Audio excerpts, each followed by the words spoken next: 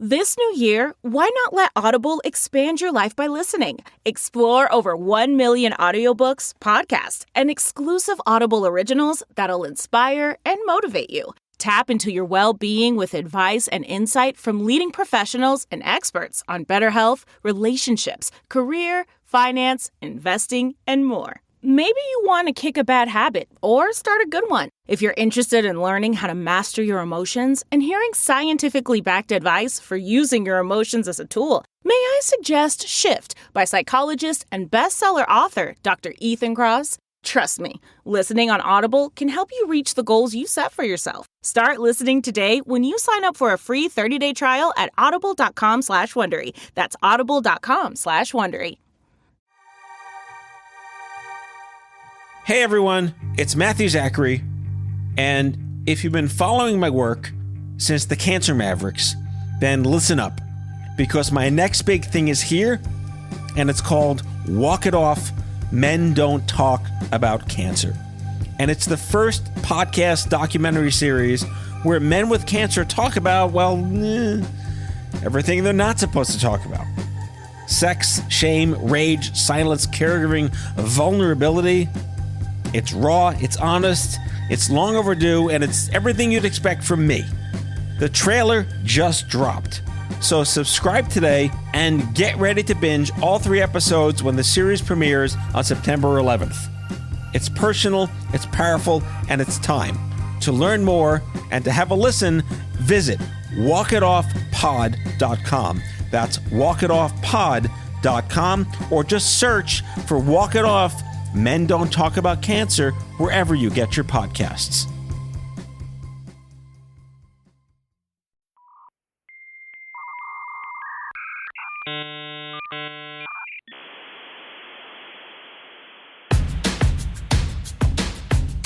I'm as mad as hell, and I'm not going to take this anymore! So today's show is, it's one for me.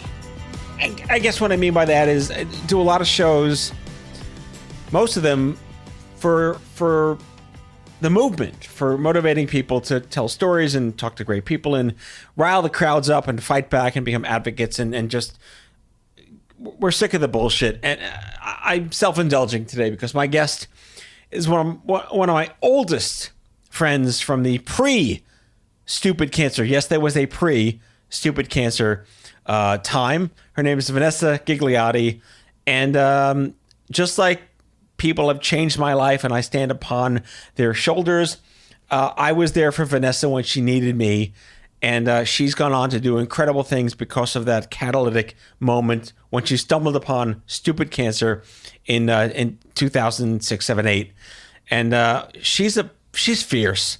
Colorectal cancer survivor doesn't even do it justice. She's just like a no bullshit badass warrior. She's done legislation and policy and nonprofit work and training, and she's one of the loudest mouths out there for colorectal cancer advocacy and awareness. And again, one of the origin stories of the young adult cancer movement. I love her like a sister. I've known her forever. This is a mishpach show, a brother and a sister from different families and different backgrounds coming together to wax poetic and go full nostalgia on how the sausage was made, what it means to you today, and what it means to be your own badass warrior and just don't take any shit from anyone. Vanessa Ghigliotty. Let's go.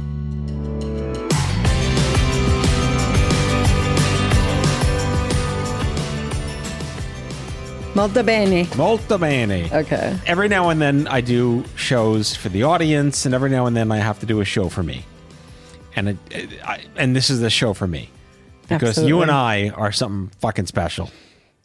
Goes decades. I think I met you, I met you before Stupid Cancer was really even LLC'd, I think. LLC, there was nothing. It was a concept. Yes.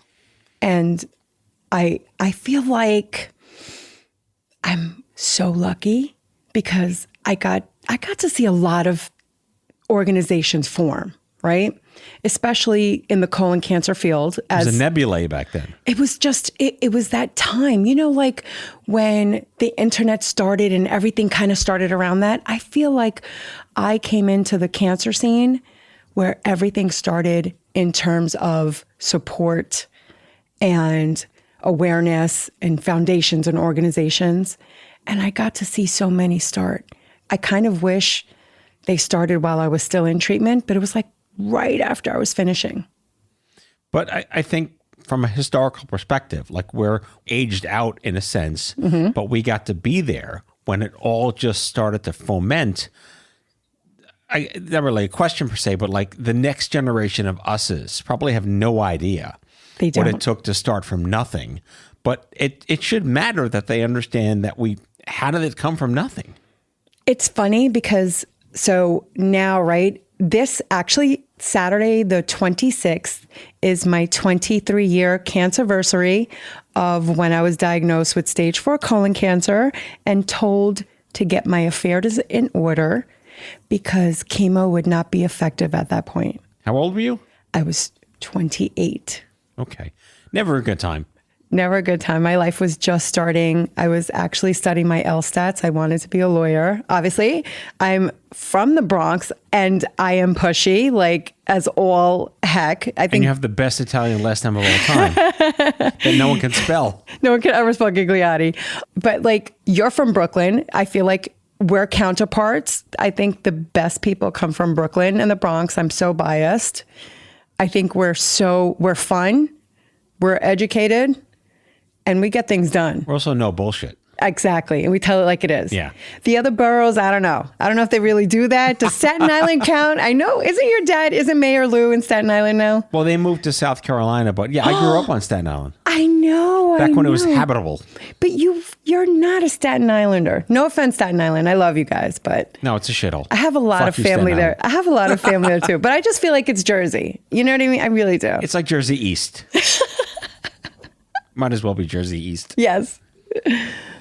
So anyway, we came into the space and there wasn't really Wait, how anything. did you find the space when there was no space? Like, what was your entry point to this nebula? Are you ready? So while I was in treatment, I was very blessed to be at MSK.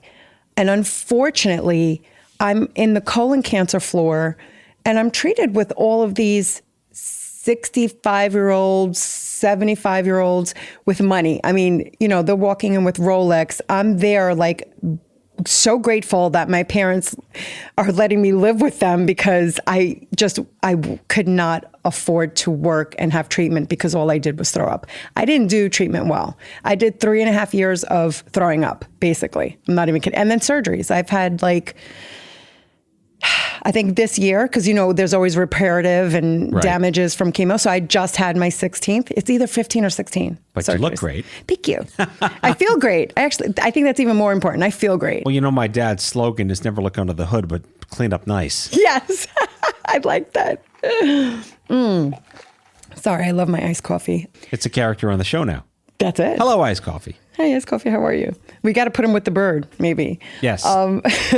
So I was at a walk that MSK had on the west side, and it's further down than Pier 17, right? Okay.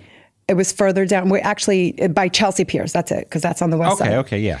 And it was beautiful, and it was like this big concert, and it was the second year, right? They only did it for 2 years. This was the second year, and I'm walking with my then husband and my mom, and I'm still like in a chemo fog. I think I was maybe not even a year out from chemo. I wasn't even a year out yet. And what's this, 05, 06? Oh gosh. Maybe don't break yourself thinking too hard. 04, I know, right? If smoke came out of my head, this would be choking. I think it was 04 or 05, right? Right, okay. And this young guy comes up to me and he goes, "Are you a survivor?" And I was like, "Yeah, I am." And then he goes, "Listen, would you mind, we're filling out this survey. We want to know, how young?" I was like, "Oh, I was 28." And I was like, "I'm only like 32. I was about to be 33. And he goes, "Oh, that's perfect. We would love to." And I'm like, "Yes." And then I kind of bombarded him. I think I scared him. And my husband's grabbing my arm. He's like, calm down. I'm like, no. And I'm like, oh my God. And are you doing this? Are you guys forming something? Are you forming like a group, a support group, an organization? What's going on? Like, I literally attacked this poor guy. And I feel so bad. Like, you probably send people out like, look, let's get a feel for what people need. And I just attacked this guy. And I think I wrote like it was like a thesis. I'm sitting there like writing out and everything. I remember it was a great survey. And it touched on everything that I felt I was lacking as a young adult, because anytime I went to a support group, which was only like breast cancer or prostate, honestly. And then it was always, I thought at least with breast, I'd find young people that I can connect. No, everybody was older.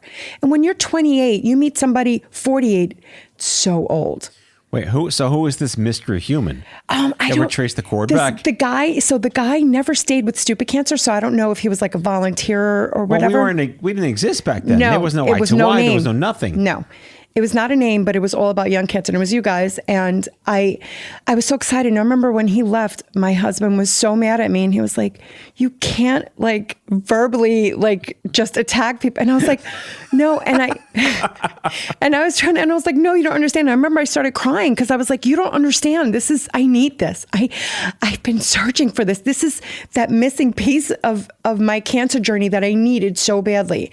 And my mom got it, and she came over and gave me a big hug. You know, she's just such a great caregiver. And I was like, Mom, I need this. And she knew, because I was surrounded by older people who didn't understand me. They didn't understand what it was like when your life was just starting. Yeah. I just graduated college. I did not have my finances together. This was like before I even got married. You know what I mean? Like I was just starting. Well, just to be seen, first and foremost, but just to be seen as a category that was never seen before. Ever. Yes. And you know that I would go to like city hall and town meetings, and I would talk about the need for more attention for young people. And I'm like, it's not fair. Like, we're ignored. And they're like, I'm sorry, everything you have to say is not important. They never said that, but that's basically how they treated me. Yeah. Right? Tone deaf. So tone deaf. So then we fast forward, and I think it's like a month or two, maybe 3 months later, right? I get an email, and it's from the survey that I did, right? Mm-hmm. I get an email about a get-together, and it said it was a stupid cancer get-together. And my. And I go, so this was me by accident, but I wasn't the guy you assaulted on the street. No,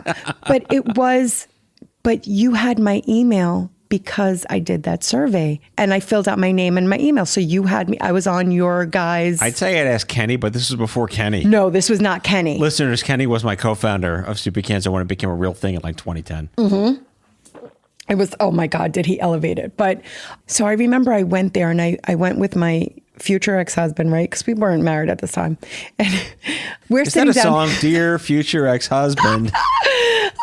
And he's like, and he's so antisocial.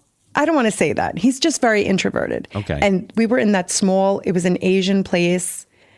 Was that Taj Lounge? Yes, and it had an upstairs, remember? I don't remember this. Yes, and you were there. You're hurting my brain. I'm not supposed to remember these things. No. And both of us, first of all, I'm so saying this because I think that was 06 or 07. And I'm saying this, we were both big. We were big. We were heavy. Right. Both of us. But I remember, like, I came and I told him, I was like, I have to. These are my people. I want them. I remember I told him, my ex-husband, like, I want them to be my people. Like, I want this to be someplace that's mine. Like, I need this. I was like, I got to leave you. I'm sorry. And I did. And I went to go mingle. And the first person I went to talk to was you. It was you. Oh, my Matthew. God. Okay. Yes. Well, you're welcome by accident. I have no idea. I'm just glad I wasn't the guy in the street that you assaulted. Like, I feel like that's my superpower. Somehow I always know people that are in charge of stuff without looking for people that are in charge. I just wanted to connect with someone, and you had really beautiful energy. You know that? And I am not shy, and I always just go talk to people. And I was like, hi, how are you? I was like, I'm kind of new. I was like, blah, blah, blah. And then you just went into the whole thing. And then you were like, you know what? You kind of took my hand. You were like, I like you. Come. And you introduced me to everybody. You introduced me to everyone. And You're a find. I remember feeling like, that's what I felt. Because I was like, they're all young too. They're all young. And they all had cancer like me. Like, you know, look, I have goosebumps everywhere right now. My eyes are tearing up. It was, to me, that night was magic for me, because that night was the first night of a change. It was a change not only in how I dealt with being a survivor, right? But also my advocacy. I kept advocating, and I was not taken seriously. Like, there's no words for me who never shuts up, right? Careful what you don't say. There are no words. Like, I'm at a loss for words to describe, Matthew, exactly what stupid cancer did for my advocacy here in New York City. Like, I would go up to Albany. I would go to town hall. I would go here, there. Every time they had something with cancer that you can speak at, I would be there. And I would be so ignored. Oh, I remember that part. I would be ignored. And then all of a sudden, you started this growth with stupid cancer. And then you started to be in newspapers and here and there. And I'm just like, oh my God, I know I'm going to be taken seriously. And then I think it was like maybe a year later that I went to this big advocacy event and I got to speak. And I was heard for the first time. For the first time, I was heard as a survivor. That's huge. And that is 90% because of you and because of this movement that you started for adolescent and young adults. So thank you. Now I'm at a loss. And I never shut up either. It means a lot. It really means a lot. And, you know, I've talked about how advocacy means if you do it right, no one knows. But you knew. I know. But there are plenty of people who don't know you exist that have benefited from the badass shit you've done for 20 years. There's a lot of people that don't. What's weird is when I go places and people will go, this has happened to me 3 times in my survivor life, right? Where people go, oh my God, it's Vanessa in person. Yes. In person. And one time, you remember Allison Rosen? We were at a walk. I just saw her recently. I love her. Shout out to Allison. Yeah, she's one of my besties. We actually met at a stupid cancer event. Tell me something I don't know. Be original. Right? That's so funny. But so she was laughing because this person said, oh my God, it's Vanessa in person. That's hysterical. So she used to make fun of me like in person. But sometimes you impact people and your stories. I think that's my whole thing, Matthew, is that you shared your story and you shared it over and over and over until it was finally being listened to. And because you were relentless and you didn't give up, it's almost like this golden brick road, right? The yellow brick road. And you paved it for us. You laid that down for us. And because you laid that groundwork, and I know Craig's done a lot that he doesn't get credit for too. Craig Lustig? Yes. Craig was my entry point into this. I stand on his shoulders. See? People have heard me tell the Craig story a long time, but just to catch up, anyone hearing this for the first time, Craig Lustig sought me out because I think he had seen me give a piano concert in like 02, 03, 04 for the American Cancer Society at NYU. And he was a Master's of Public Health grad student at Columbia. And he reached out to me over, ready for this? Ready? A list serve. Oh, we're going way back now. It's like, my name is Craig. I had cancer. I want to know who you are. Can you meet me at the Soho Hotel? Which I did. And all right, let's talk about like first date with your first cancer peer. Craig was also bald, Jewish, brain cancer, in his 20s, from Long Island, from downstate. He went to Binghamton with me. He was in my a cappella group and I didn't know him.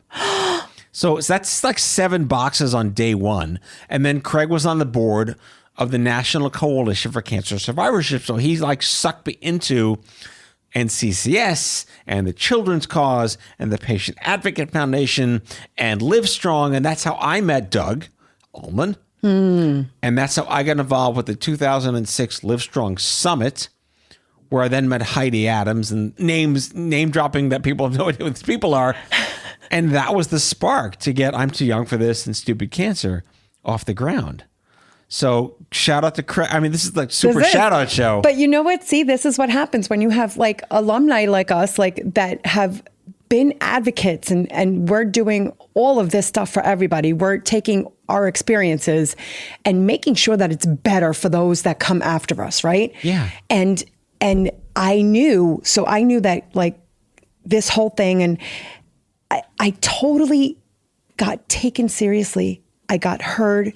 And, you know, when that happened, I said, I already had Katie Couric as one of my heroes, or I should say Shira, right? I have 3 heroes, right? So Katie Couric, of course, was one of them. And I have said, and I will always say that I am 1000% still alive, unfortunately, because her husband died. Yes. Rip J. And that's very sad. It is sad. But the thing is that countless and countless and countless of people are alive because her husband passed. And I know it sounds horrible to say that I benefited from someone's death, but I actually did, because Katie went and it lit a torch in her that she still has it. Yeah. And she's still doing it. And every year she is still doing it. And so of course she's one of my heroes. And I'm so glad I've got to be with her. I've gotten to like work with her and stuff. I've gotten to be in videos with her. Like I have had phenomenal experiences. Wait, right? is she on speed dial? No, I don't have her on speed dial. Allison's on speed dial with her. Shout out to Allison Ocean. Well, Allison Ocean, come on, they're the best. They are the best. And She was here a Dr. few Felice weeks ago. Schnoll too. Yes. They're, oh please. I told you, this is a show for me. You don't have to know who these people are. No, but you know what's really funny is that it's a little off topic, but I just have to say it. We are from New York City. So we are very spoiled. We have the most phenomenal doctors right here. We do. Yes. And when you go, I'm up in Canada, okay, for, what was I there for? For a GI summit Ice up hockey. there. and of course, like the man that used to be president of this whole organization is he's one of the reasons why I'm a patient navigator. Because when I was volunteering for the then Colon Cancer Alliance, which is now Colorectal Cancer Alliance. Yeah. And we had a New York City chapter, and I was running it, and we were running it out of the Monahan Center, right? Of course, back to Katie. Yes. And Dr. Mark Prochapin all the girls were in love with him, right? All the volunteers were absolutely in love with him. And he would come out and he would talk to us and answer questions. Like, he was just amazing. And we kind of bonded. And he would have hard patients, and he would call me and say, Vanessa, I need you to talk to this person. This is what's going on. Vanessa, I need you. And I'm like, no way. And he goes, yeah, I've seen you in action. You became the it girl. He goes, the way you connect with people is just magical. And he goes, you got it. And then I would, and he would tell me all the time, thank you so much. Thank you. And then I said, I think there's something here. Do you know what I mean? I think there's something here. So that's how that happened. Well, we're going to go back to we have to go back to how you became my hero. Well, we talked about this. You accidentally assaulted some volunteer that I feel bad for now. You stumbled upon me at some lounge. But how I met Craig and my life turned Technicolor is how you describe meeting me. And I want to talk more about this. We got to take a quick break. But like, rest assured, we have way too much stuff to talk about. So we'll be right back after these messages from some poor guy that Vanessa assaulted in 2006. Oh my God.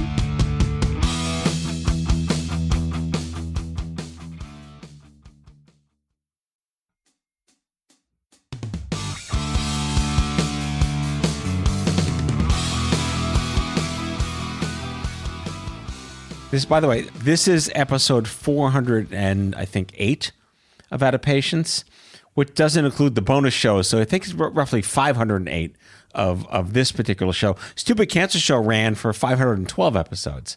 So this is like my 1,000th episode interviewing people. You saved them all? Yeah, I have them all. That's pretty. It's awesome. It's awesome to save them all. But yeah, we're in nostalgia mode here of what it was like to just be there with the primordial ooze of just, I remember hearing Heidi Adams talk at the Livestrong Alliance Summit and saying that the very words, young adult cancer, had never been spoken into existence before in journals or research or peer review or best practices. Like, I want listeners to appreciate that's what we were dealing with before the internet existed to even help amplify. Before the internet got terrible, it was pretty good. There was no Facebook. We had MySpace. Oh my gosh. Friendster. Yes.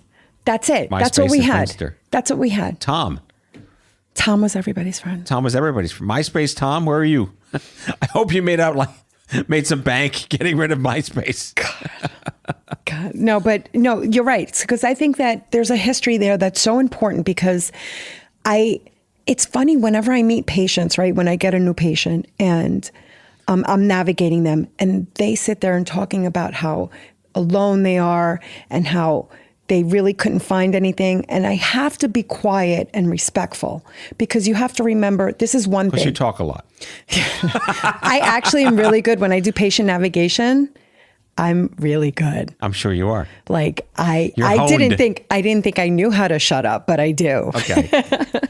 but I own it, right? So anyway, so when they say I'm alone, I have to remember when you're told, and this is for everybody, when you're told you have cancer, it's so polarizing that you automatically feel sucked out of life into this weird box. And you feel so alone and isolated with everyone around you. So I have to understand when they say that, that's what they're talking about, yes. Right? Because you and I, Matthew, when we were diagnosed and treated, we actually were alone. There wasn't support for us. Right. Right? So they have that support. So when they say, I feel so alone, it's different. It's what saying you have cancer. some place to tell them to go now. Yes. Where we're like on an island oasis with a palm tree in the middle of the Pacific. We had ourselves. This is probably why we talk so much, because we probably talk to ourselves to give us some support. Yes, exactly. Exactly. So here we are, still alive. Yes. All these years later. And, we found our purpose and we keep doing the same thing over and over again because if we didn't, no one else would. And, there's been a lot of progress. I'll share with you something that I want to get into, like better problems to have. So in 2022, a report came out from The Oncologist. I'll put a link in the description. The Oncologist is a peer-reviewed journal. And it was called, it was a version of Did We Do Anything Right from the Livestrong strategic plan for AYA. And there are like books and pamphlets that were made by Livestrong about what is the strategic plan to make AYA a functional institutionalized practice in oncology. And it had like these pillars and these pages, and the Oncologist report, pretty much everything there was done. The house was built, the neighborhood was there, and the infrastructure that we envisioned that needed to exist, we did it. Big check. Fantastic. The only thing that wasn't in there was the internet, because we could not have possibly predicted social media being a cause or being as huge as it is. Yeah. But I was really proud that someone else really analyzed and audited what we were trying to accomplish in 2007, 8, 9, and we did it. A real moment of pride. But that opens up the better problems to have now, which is like there are communities that will be there supportive for you. But now there are haters and the internet's terrible. And we used to talk about beware of your social footprint. Help me learn what the Gen Zers of today have to deal with when you talk to them. It's weird because like for us, for our generation, right? We're Gen Xers. I think the best way to meet us is really through different social media platforms. The Gen Zers, and even younger, I would say TikTok is really the way to go, right? TikTok and Reddit, that's where they put everything. And there are a lot more, there's things that as much as we share, right? As much as our stuff is all over social media. Like you Google your name, my name, we're everywhere. Yeah. Right? But there's things that we don't put. There's things that are just, it's our life and it's no one's business, where they put everything. So there's no filters. Yes, thank you. That's exactly the word I was looking for. There's no filters with them. So, but with that, in order to reach them, like you want them to know about cancer, like the best way to reach them is how they speak. And how do they speak? They speak with no filter, and they listen to the things that not only do they have no filter, they have to be fast. It has to be boom, boom, boom, boom. Not like, okay, so thank you for clicking on my Short page. attention span, 5-second videos. You have to have it like literally in the first 30 seconds you need, like in the first 15 seconds, I would even say, like, hey, thanks for coming here, blah, blah, blah, blah, blah. And that's it. You have to deliver it so fast. And it's so funny because, our friend Stacey Hurt, another powerhouse advocate. Endless shout outs on the show here. Yes, I always give everybody such support. So, I love and adore Stacey. So we did something with the company that she works with, right? And I went into this whole thing, like about how to reach different people and different mediums and the messages that you have to come across, because like I kind of researched it, and then I researched it, and then I also went on my own like whole thing. When I used to be the chair for a pillar of the Never Too Young N2Y. Remember that? Yes, yeah. N2Y. So they stole that from me. It was I2Y, then it was N2Y. No, they actually All is got forgiven. it. No, they actually got it from, I think it was either Canadian or European. They had it first. Fine. They had it first. It is similar though, but they did have it first, and then it came over here and we did it, and we accomplished, I think that's one of the, out of all the things I've done, that's one of my proudest. We accomplished so much for young adult colon cancer, right? And I'm so grateful for that. But one of the things was, how do I get my pillar, right? We would do grassroots. How do I get my pillar to get messages across? And we have to support what not only the Colorectal Cancer Alliance, what they were doing, we had to align with them. But then I also had to always keep AYA in mind. I had to keep, because we did have someone who was 11 years old and she died from stage 4 colon cancer at 11 years old. Holy shit. Matthew, when I tell you, I almost left the scene. I almost left advocacy and patient support, because that was a doozy for me. It was a doozy for me. I met her immediately and reached out to her mom. And I am Puerto Rican Italian, but I don't speak Spanish. I'm so American. Like nobody speaks any language but English in my home and in my family. So her mom is Hispanic, and I think they were Mexican. And I didn't know. And do you know, I was Google translating like everything. And then I'm calling like people that I know that speak Spanish, because I just reached out to this woman and we got really close. And I still stay in touch with her, even though her daughter has passed. So not only was I going to go away because it was just too much for me to handle, my heart was ripped open, obviously, right?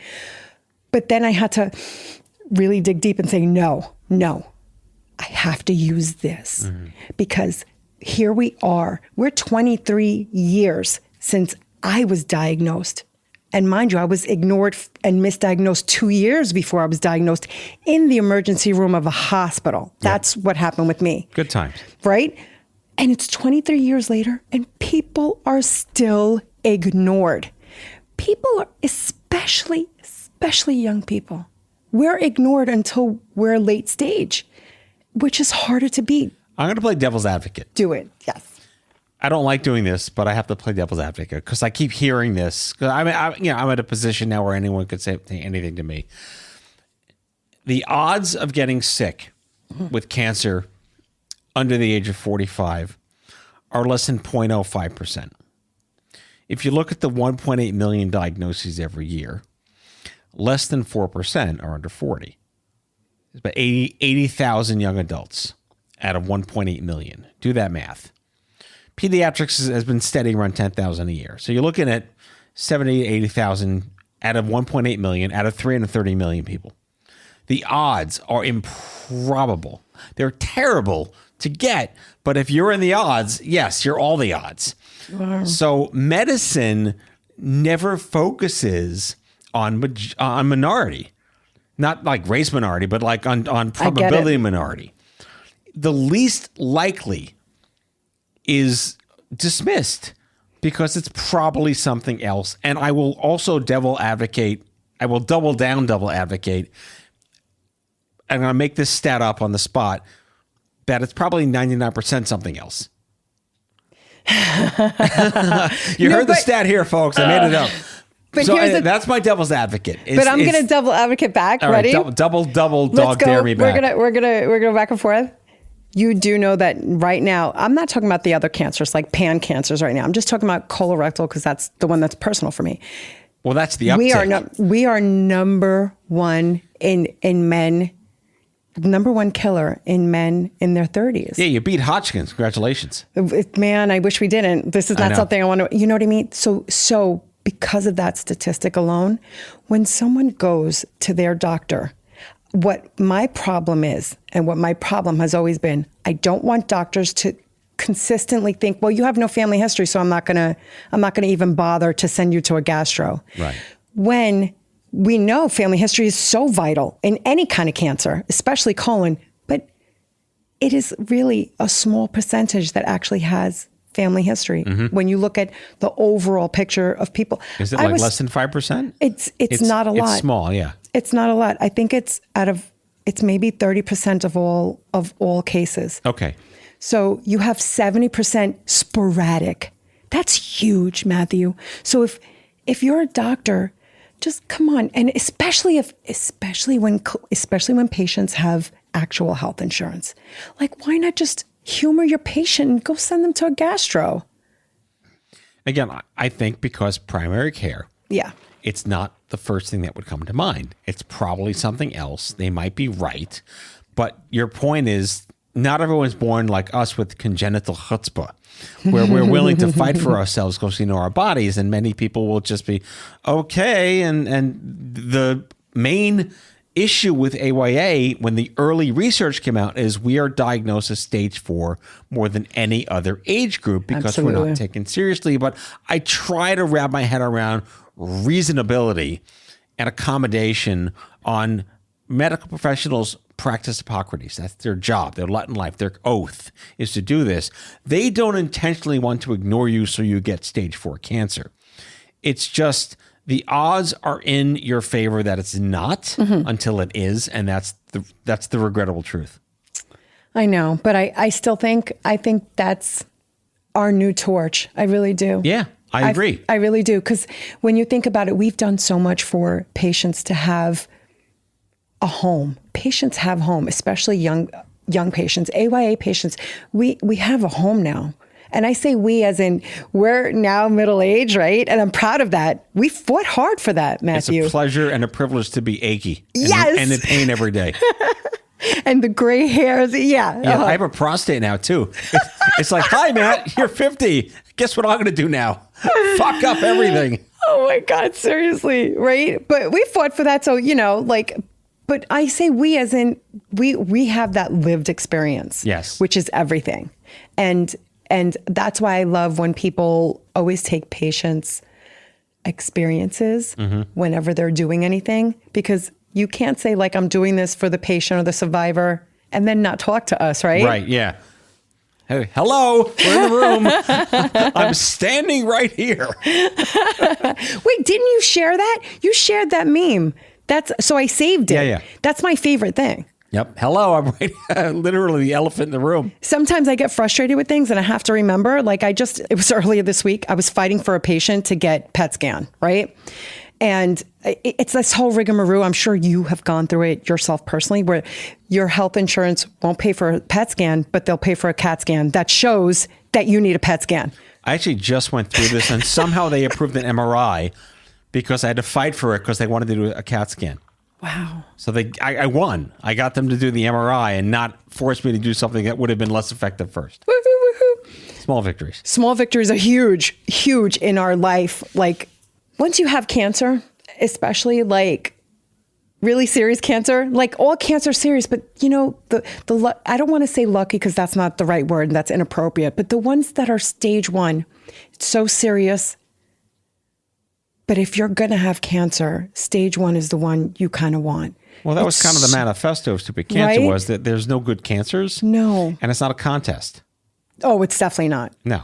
Absolutely not. But you kind of, Oh, you want only something had that has stage 2? I had stage 4. Oh, I hate when people do that. Yeah. I hate when people do that. But the thing is I'm talking about long-term side effects. I feel like my biggest fight was after I became NED, no evidence of disease. I had more surgeries after I was NED. Well, the gift that keeps on giving. Exactly. So when you have so much, But you look great. Thank you. But like stage 1, they don't have that. They still get PTSD like all of us, and they still have a lot of issues, but they don't have the things that we have had to live with. And that's okay. I'd rather them not have the things we have to live with. I feel like as advocates, that's our job. Our job is to get people so aware of their bodies that they know, because when you're young, you don't know how to fight for yourself, and you don't know your voice, and you don't know that you're susceptible to cancer because you think, no, that's for like babies or old people. Well, you're supposed to be invincible. That's the job. Right? Jumping off tables, doing stupid things, people on roofs. Zip lining. Yeah. All that. Bungee jumping off bridges. That's your job. After doing shots. Yeah, Yeah. exactly. Why not? Why not? We're gonna do a third segment, Okay. which I rarely do, but this is too important to not do. So another quick break from these messages from, I don't know, let's just say, I don't know, the same guy that you bombarded at Chelsea Pierce in 2006. That poor guy. We'll be back in a sec.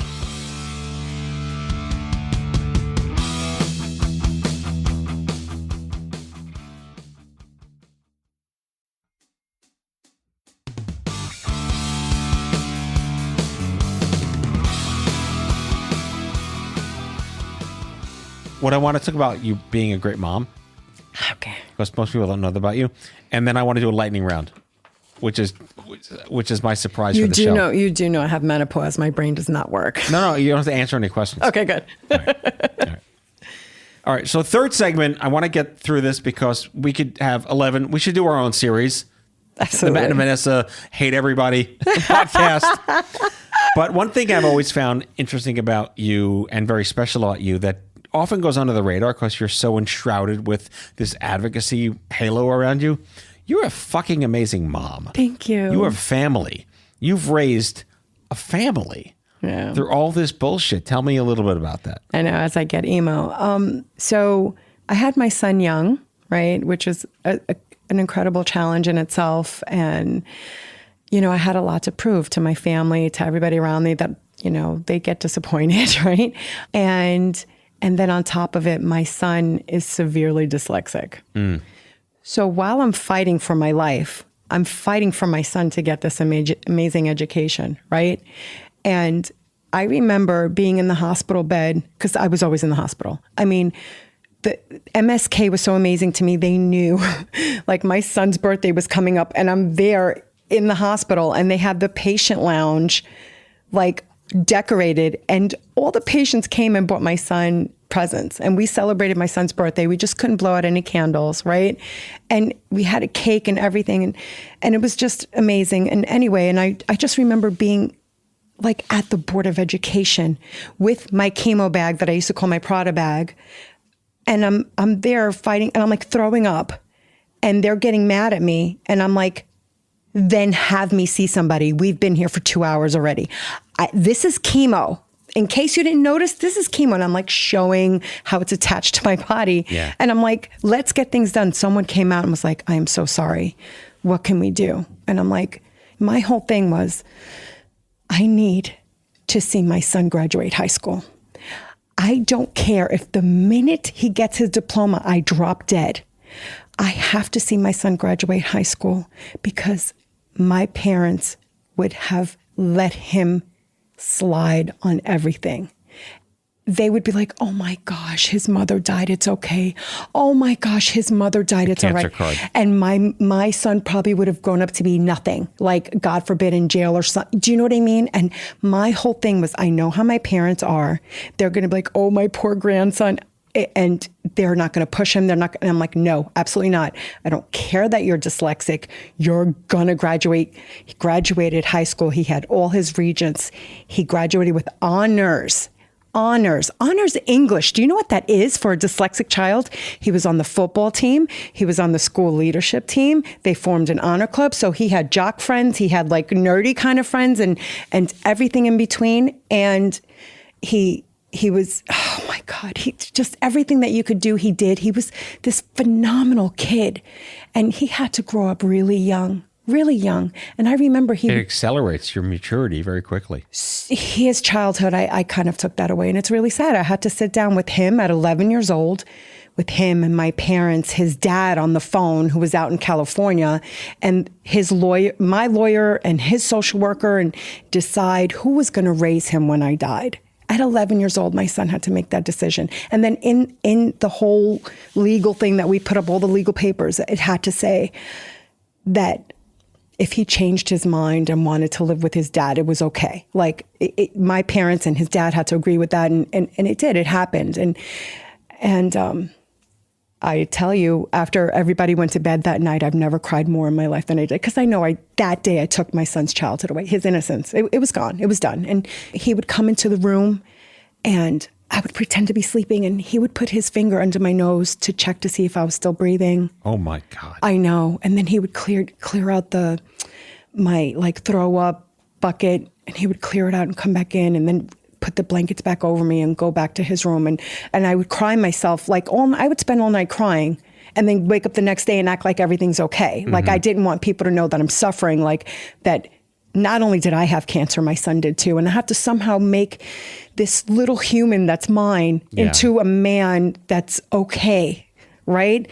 And, I made that promise in the hospital bed. Like, I was like, God, please, let me see my son graduate high school. Let me do that. At the very least. And then when I saw, like, I think I might survive, I think I might be good, then it was other promises that came along. Like, I dedicated my life to this. This is why, Matthew, I'll be 85 years old and I will still be fighting for young adult cancer, right? Yep. I'll still be fighting to make sure we're not ignored. And I still will be giving my love and support to everybody, because that's what I do. And my whole big thing is I don't want anybody to be alone. And as far as my son is concerned, he put himself through college. Like, he paid for college himself, right? He had his own business. Most of it was in Brooklyn, by the way. He had a hookah business. So he had contracts. A hookah lounge? Yeah, he had contracts with all the lounges and clubs awesome. And all that.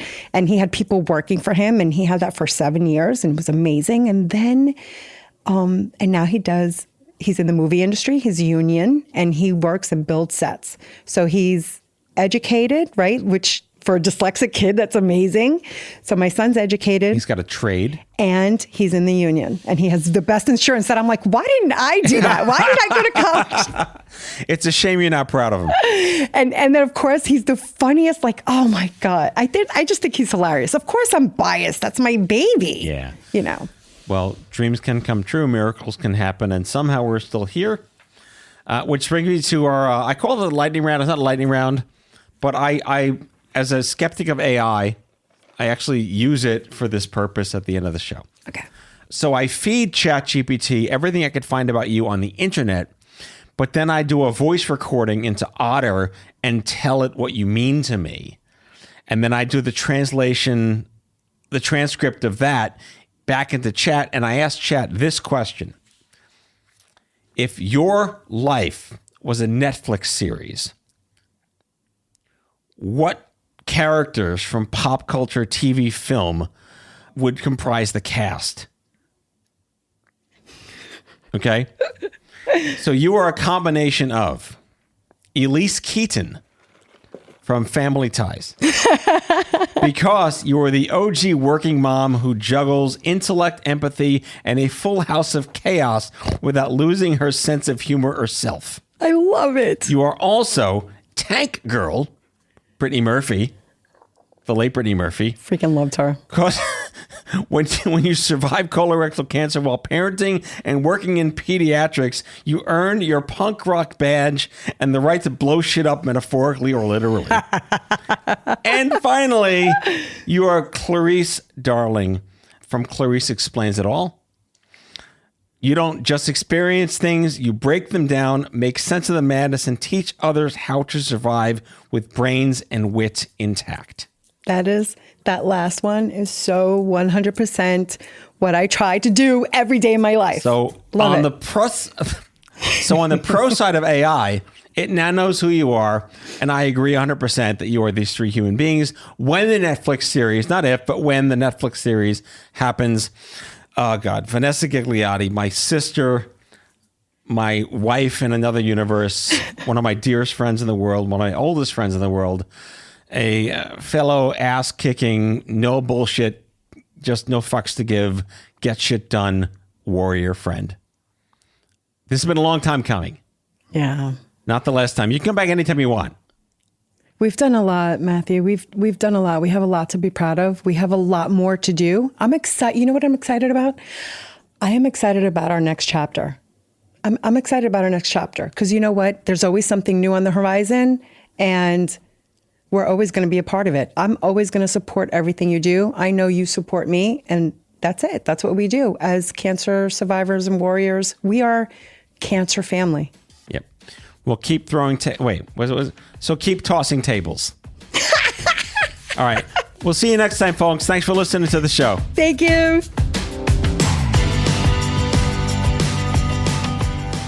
Out of Patience with Matthew Zachary is a production of Matthew Zachary Worldwide. The executive producer is Matthew Zachary. It is mixed and edited by Kyle Moore. If you like the show, ratings and reviews are always welcome wherever you get your podcasts. If you have guest suggestions or would like to learn more about sponsorship opportunities, email podcast@matthewzachary.com. For more information about Matthew Zachary and Matthew Zachary Worldwide, visit matthewzachary.com.